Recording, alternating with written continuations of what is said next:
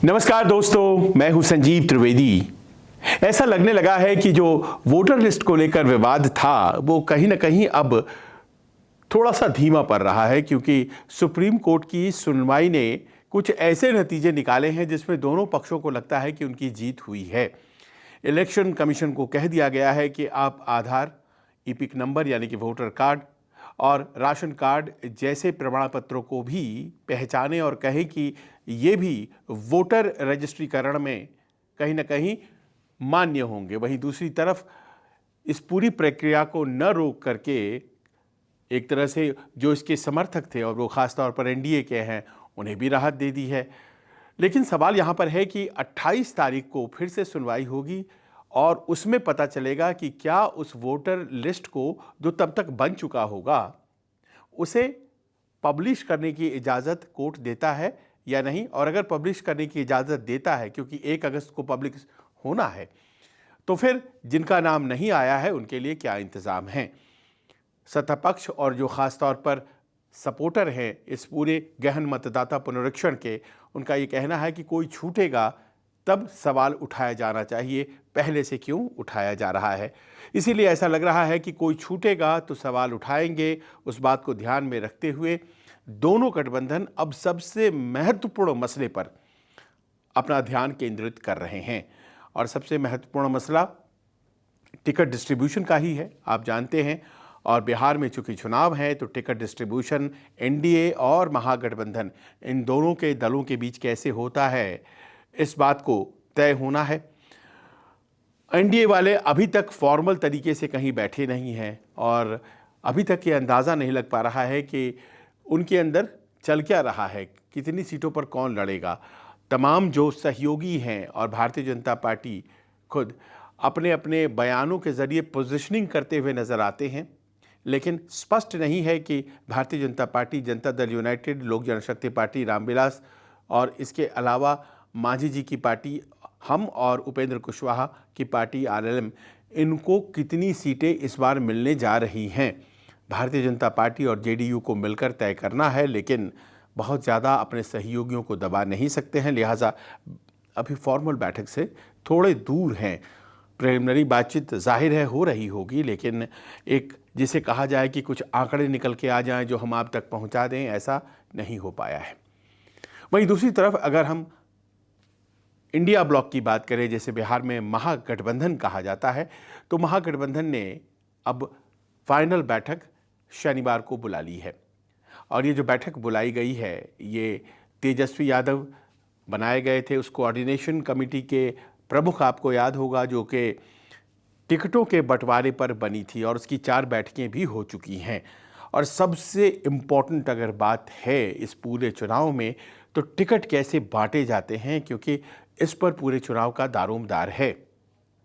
आपको यहाँ बताते चले कि पिछली दफ़ा जो इलेक्शन हुआ था, उस इलेक्शन में दोनों जो गठबंधन थे उनका वोट करीब करीब बराबर था, 37.2 37.2 दोनों के थे। मतलब कुछ पॉइंट्स में अंतर था, जिसमें कि एनडीए आगे थी और उसे ज़्यादा सीटें मिल गई थी। 110 सीटें तो महागठबंधन वाले लेकर आए थे और बस 12 का आंकड़ा 122 पर सरकार बनती है वो रह गया था।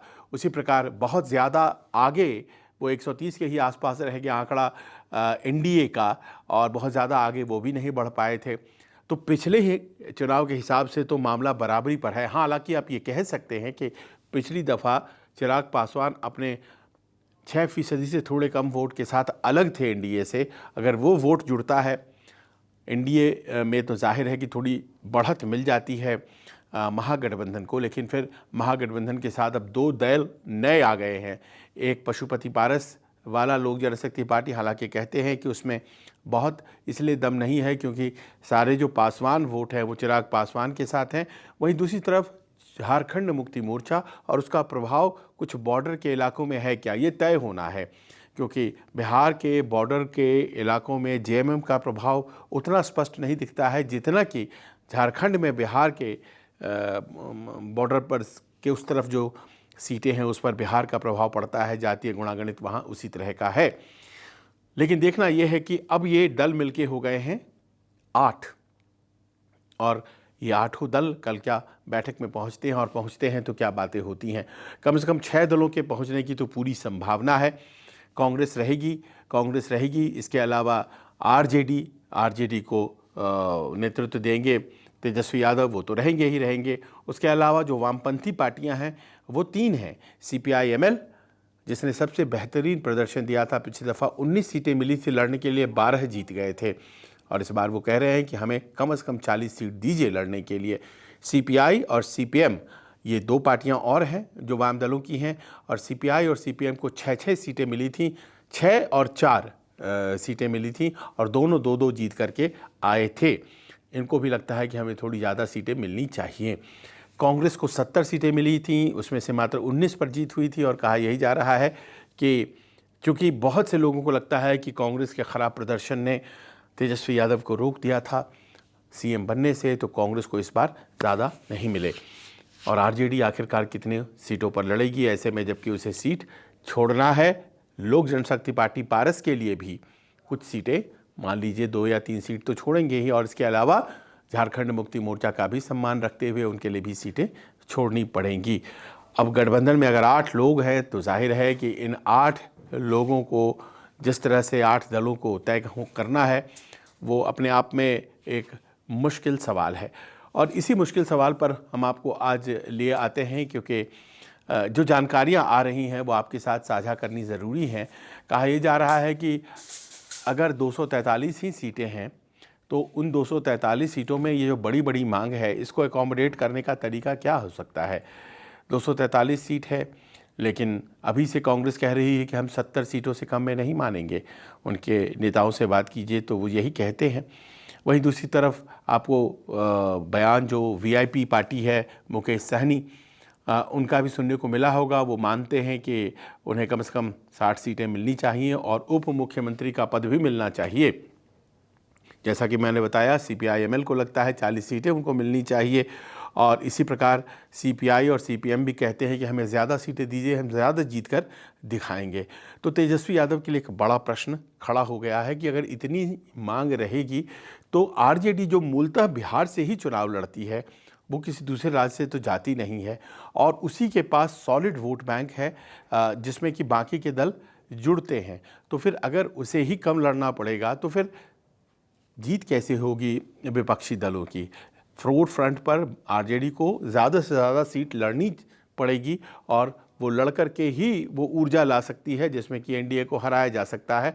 ऐसा जो रणनीतिकार हैं आरजेडी के वो ये कहते हैं। तो आखिरकार फार्मूला क्या सेट होने जा रहा है। अब देखिए कि ये जो बैठक होने जा रही है 12 तारीख की, इसके बाद एक बैठक और बुलाई गई है और वो बैठक है 14 तारीख की और वो दिल्ली में बैठक है और वो मात्र कांग्रेस पार्टी की बैठक है। इसमें राहुल गांधी और मल्लिकार्जुन खड़गे जो पार्टी अध्यक्ष हैं वो रहेंगे और बिहार के तमाम नेता रहेंगे। पार्टी अध्यक्ष जो प्रदेश के हैं बिहार के राजेश कुमार वो रहेंगे। वहाँ पर जो लेजिस्लेचर पार्टी है उसके अध्यक्ष जो हैं शकील अहमद खान वो भी रहेंगे और तमाम दूसरे, और इसके अलावा कृष्ण अलावेरू जो कि पार्टी प्रभारी हैं बिहार में कांग्रेस के वो भी रहेंगे ही।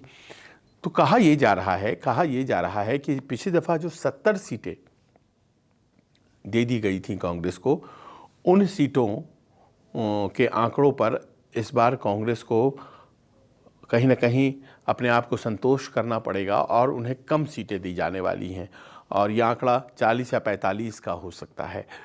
इतनी सीटें उन्हें मिलेंगी लेकिन उनका स्ट्राइक रेट बेहतर हो, इसीलिए सीट सिलेक्शन में शायद उनको कुछ भूमिका मिले क्योंकि उन्हें ये लगता है कि हमें ज़्यादा सीट दे करके ऐसी सीटें दे देते हैं जहां पर कभी भी इंडिया ब्लॉक जीत ही नहीं सकता है, वहां एनडीए के गढ़ में हमें सीट देने का क्या फ़ायदा है। लिहाजा उनकी सीटें संख्या कम करेंगे पर हो सकता है कि जो नेचर ऑफ सीट्स है वो बदल जाएं। तो ऐसे में देखना पड़ेगा कि ये कांग्रेस को स्वीकार्य है या नहीं है, क्योंकि जो बेसिक फार्मूला बन रहा है वो यही है और शायद इसी वजह से इस बैठक के बाद जो कि शनिवार को होने जा रही है, तुरंत सोमवार को दिल्ली में उस बैठक को बुला लिया गया है जिसकी चर्चा हम लोग अभी कर रहे थे और वो बैठक दिल्ली में तय करेगी कि जो फार्मूला निकल करके शनिवार की बैठक में आ रहा है पटना में वो कितना स्वीकार्य है या नहीं है। तो ये कांग्रेस का है हिसाब किताब जिसमें कि उसे 70 से नीचे आना पड़ेगा। आरजेडी उसका ये मानना है कि 243 सीटों में कम से कम उसे 150 के आसपास लड़ते हुए दिखना चाहिए, लेकिन ये कहने की बात है। जब इतने सहयोगी आप रखेंगे तो जाहिर है आपको भी अपनी पोजीशन से हटना पड़ेगा। पर आरजेडी के नेता 140 से नीचे कतई नहीं जाना चाहते हैं। उन्हें ये लगता है कि अगर हम 100 के आसपास जीत लेते हैं या 90s में हमारी जीत हो जाती है तो फिर हमारे लिए सरकार बनाना आसान हो जाएगा। लेकिन अगर हम ही नीचे लड़ते हैं तो होता ये है कि दूसरे दल जिनको हम टिकटें देते हैं वो अपनी सीटें हार जाते हैं और नतीजा ये हो जाता है कि हम सरकार नहीं बना पाते हैं। लिहाजा हमें ज़्यादा लड़ते हुए दिखना है। 140 का आंकड़ा वो उसके नीचे नहीं जाएंगे, कहा यही जा रहा है। तो अगर मान लीजिए इन दोनों को मिला लिया जाए और 180-85 चले जाते हैं तो फिर कहाँ रह जाती हैं बाकी के जो 6 दल हैं उनके लिए सीटें। CPI-ML अच्छा चुनाव लड़ती है और पिछली बार के प्रदर्शन ने ये साबित भी कर दिया कि उसका सपोर्ट बेस बहुत स्ट्रांग है और अगर उसे सही गठबंधन मिल जाता है तो वो परफॉर्म करती है। और इस बार जिस तरह से उसने लोकसभा में जो सक्रियता दिखी है वाम दलों की, आरजेडी के कैंडिडेट्स के लिए भी और बाकियों के लिए, वो ऐसा लग रहा था कि वो सचमुच एक वेल ऑयल्ड मशीनरी की तरह लेफ्ट काम करता है बिहार में। लिहाजा उन्हें सीट आपको ज़्यादा देनी पड़ेगी और 19 से ज़्यादा CPI-ML को मिलेगा। दीपांकर भट्टाचार्य उसके बड़े नेता हैं, उनकी अपनी एक पहचान है और उन्हें राहुल गांधी भी जानते हैं। उन्होंने सीधे सीधे राहुल गांधी से बात किया है इस मामले में। उन्हें ज़्यादा मिलेगा क्या, ये देखना है। और अगर CPI-ML को ज़्यादा सीटें मिलती हैं तो जाहिर है कि वो CPI और CPM को भी ज़्यादा सीटें मांगने के लिए प्रेरित करेगा। हालांकि कहा यह जा रहा है कि उन्हें ज़्यादा सीटें नहीं मिलेंगी। उनकी सीट जो है वो 6 पिछली दफ़ा मिली थी, इस बार भी 6 ही रहेगी। पिछली दफ़ा CPI-ML को जो 19 मिला था वो संभवतः कहा जा रहा है इस बार 30 हो जा सकता है, 30 सीटें हो जा सकती हैं। 6 सीटें बाकियों को मिल सकती हैं, यानी कि करीब 42 सीटें आपको वामपंथ को जाती हुई दिखाई पड़ेंगी, 42। और इससे आप बहुत कम सीटों के साथ रह जाते हैं। जहां तक सवाल होता है, बाकी के 2 दल हैं आपके पास, एक पशुपति पारस वाली LJP है और दूसरी JMM है। JMM के लिए 2 या 3 सीट, ये कहा जा रहा है कि वो जो झारखंड से लगता हुआ इलाका है वहाँ पर देना मस्ट है, वो देंगे ही देंगे। और इसके अलावा पशुपति पारस कम से कम, वैसे तो वो ज़्यादा सीट चाहते हैं, कम से कम उन्हें 3 सीटें ज़रूर दी जाएंगी। वो अपने पुत्र के लिए 1 सीट चाहते हैं, अपने भतीजे के लिए 1 सीट चाहते हैं और उनके सहयोगी जो उनके पहले करीबी भी रह चुके हैं और सांसद भी रह चुके हैं, चंदन सिंह। अब वो चंदन सिंह पिछली दफ़ा उनके साथ हो गए, चिराग पासवान से दूर हो गए, तो जाहिर है कि उनके लिए भी एक विधायक की सीट हासिल करने की वो कोशिश करेंगे। 3 सीटें अगर मिलती हैं, अब इतने में अगर आप जोड़ते हैं तो बात तो पहुंच जाती है करीब 220-25 के आसपास। तो फिर ये मामला जो है वो कैसे VIP का सुलझता दिखता है। अब VIP का जहाँ तक सवाल है, VIP का सवाल है तो VIP अब मांगने को मांग रही है 60 सीट, लेकिन उसे पिछली दफ़ा NDA में 11 सीटें दी गई थी। और आपको याद होगा कि NDA में किस तरह से उन्हें जगह मिली थी।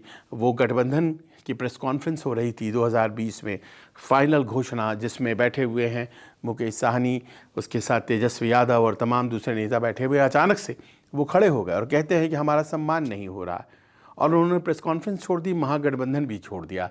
और उसके बाद आपको याद होगा वो चले गए NDA के पास और वहाँ उन्हें 11 सीटें मिली। अब उन्हें 11 सीटों में वो 4 जीत पाए थे, खुद अपनी 2 सीटें वो हार गए थे 2 जगहों से खड़े होकर के। अब इस बार सबों की नज़र उन पर है, क्या करते हैं वो। उनकी बातों से अजीब अजीब सी इंटरप्रिटेशंस आती हैं। वो कह देते हैं कि ऐसा है कि हमारे आरक्षण के सवाल को जो भी एड्रेस करेगा मैं तो उसके साथ चला जाऊंगा। अब आरक्षण वो चाहते हैं कि SC ST में कंसिडर किया जाए, जो मलाह उनकी अपनी कम्युनिटी है केवट उसको, और वो कहते हैं कि हमारा काम जो कर देगा हम उसके साथ चले जाएंगे।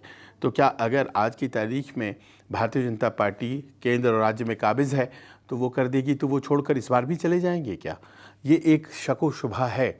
दूसरी तरफ वो तेजस्वी से 60 सीटें मांग रहे हैं, डिप्टी CM मांग रहे हैं।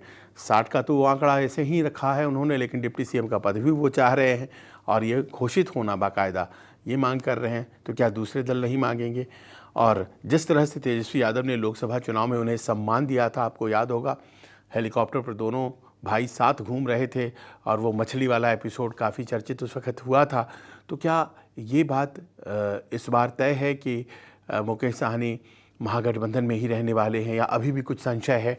ये भी तय होना है और इस कारण से नेता कहते हैं कि हम ज़रा सशंकित हैं, लेकिन अंदर खाने ही ये बातें कही जा रही हैं। कल की बैठक में जाहिर है कि इस मसले पर भी बातचीत होगी और उनके कंटिन्यूएंस को लेकर के एक सवालिया निशान है, इसीलिए फाइनल जो है वो कुछ नहीं कहा जा रहा है। पर जो सूत्र हैं वो कहते हैं कि 10 सीट से ज़्यादा मुकेश साहनी को नहीं देना चाहते तेजस्वी।